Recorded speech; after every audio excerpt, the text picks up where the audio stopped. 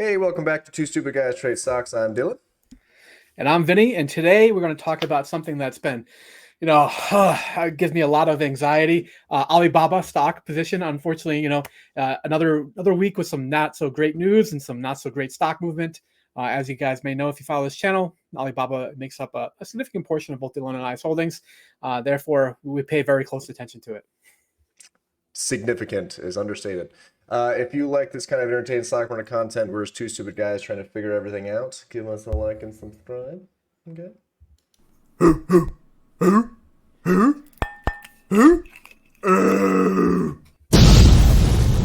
Two Stupid Guys Trade Stocks.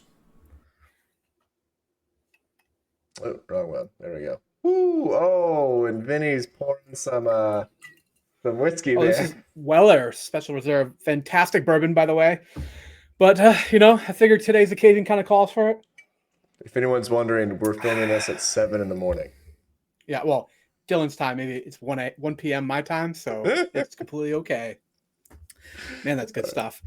Well, this old Alibaba kind of like headline reared its heads again, talking about the Holding Foreign Companies Accountable Act, signed into law by Donald Trump in December of 2020. This act basically is designed to make foreign companies adhere to American accounting standards and disclosures that are required to be listed in the United States.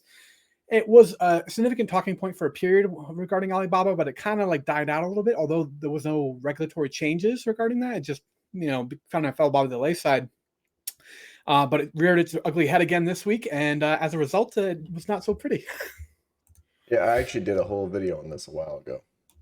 Yeah. If you want to move me out of the way there, you can actually see look at this. These two big red candles over here. That right there was, this week that was partly driven by the news of this, the first companies being listed as not in compliance with this Holding Foreign Companies Accountable Act, and that's really where this stock price moved. Also, JD.com reported earnings. We're going to do a separate video on that and how that impacts Alibaba shareholders, but not pretty. Been a nice, consistent downtrend. Beautiful short, honestly. Yeah, beautiful short. Really, any Yeah. entry works. Pretty much any. Today's still going to be an entry that works, actually. And even more so when you look at it over a shorter time horizon. This is only 1 month. These are those 2 days right here. It was Thursday that when that news came out regarding the first companies being listed as not in compliance with that act. Before you So go to the not, next not slide, Mhm. for all the technical people, so the second to last day where we started, the news came out, we went all the way down. The big scary thing is the next day, how we then gapped up to the opening price of the previous day, and then just went back down. A little bit of a Interesting. problem. Okay, that's a good point. I wouldn't have caught. Yeah. All right. Well, I guess my bear trade on Alibaba right for the short term is going to work out. Anyways, so Alibaba and other Chinese stocks were really hit hard, pretty hard on Thursday on this news of the first 5 companies being identified. I share this gentleman right here's kind of disgruntledness, I guess you could say, or apprehension over this. In fact, maybe bourbon is not the key, and we have to move on to something a little bit stronger. I'm not really sure at this Do point. you only Pepto Bismol? Yeah, might have to. So this is a press release put out by the SEC regarding this Holding Foreign Companies Accountable Act that basically became law, and it requires the companies to submit their auditors to submit to this oversight by this PCAOB, Public Company Accounting Oversight Board. And in addition to that, they also have some disclosures they have to make. These are the disclosures that are required under the Holding Foreign Companies Accountable Act. In case you're not aware, that this issuer has to be someone that's overseen by this Public Company Accounting Oversight Board. They have to disclose whether or not the government is a shareholder of their company. They have to disclose whether or not they're actually required to have a controlling interest, basically by these foreign governments. And then they have to name if any member of like the Communist Party is a shareholder of the company and with oversight. Yeah, this is. I mean, you would have to think. I'm taking a Munger stance here, right? I get that they don't necessarily follow all these guidelines, right?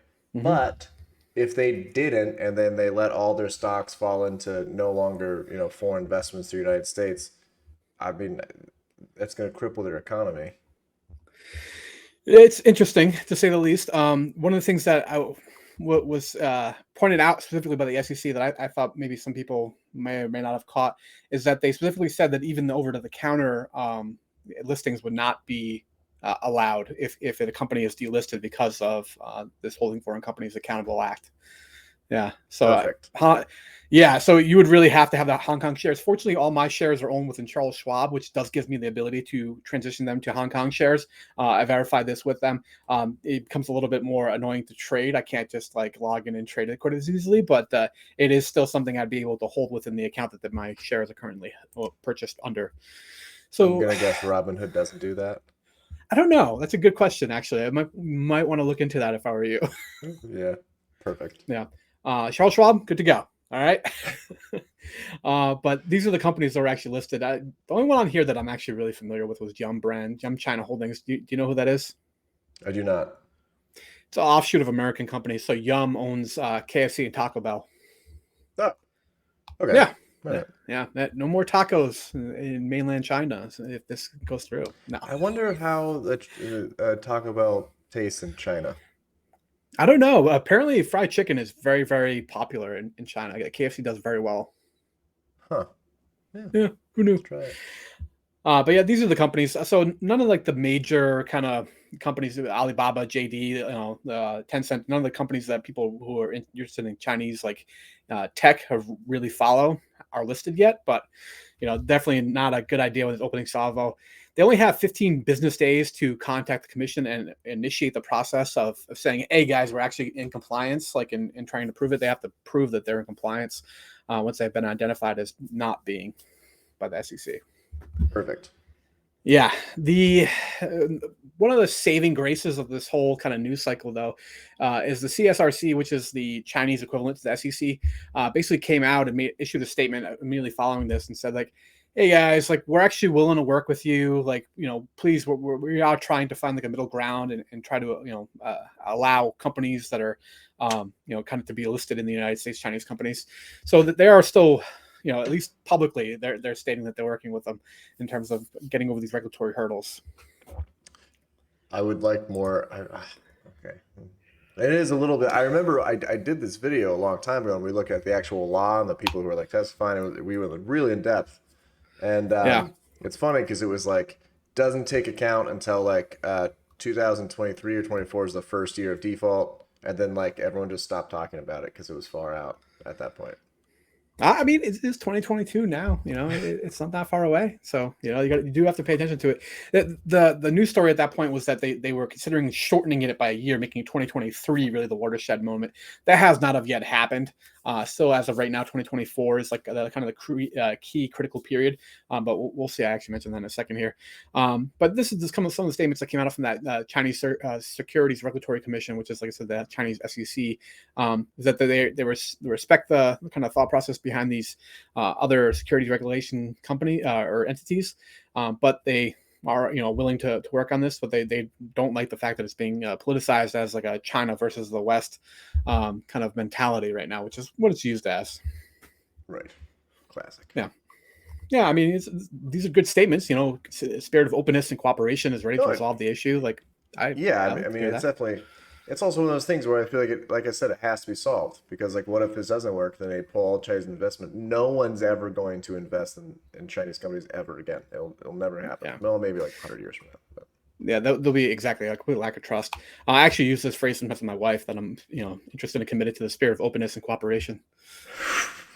Okay, cool. Yeah, not very well. So 2024 still right now is a showdown year. Basically, once these companies will have filed their 2023 annual report, that would be the moment where they can say that it's been 3 years, you're in non-compliance, like they can then be delisted at that point.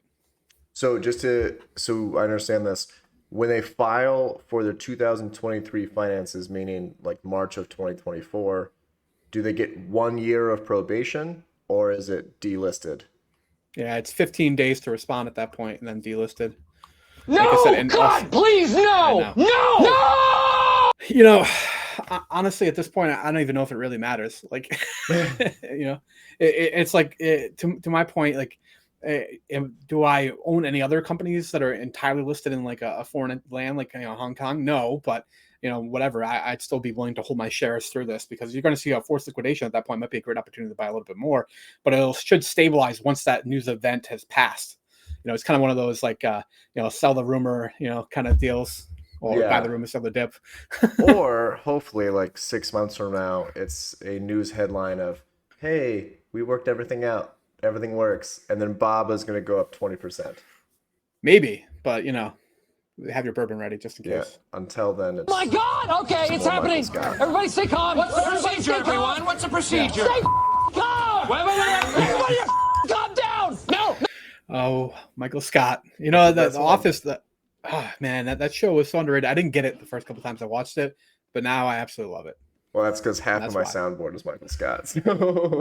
Wow, that's because he's the man. All right, guys, let us know what you think. We would love to hear your thoughts on whether or not this is actually like a news story that matters or what, and if this bleeding is ever going to stop or the patient's heart rate's going to zero. We'll see. Yeah, and if so, by the way, I did buy 50 more shares. Did you? At 88. Nice. Yeah. Wow. So you already lost $3 a share on those. Who cares? It's fine. I'm at 200 shares now, so let us know how your position's doing.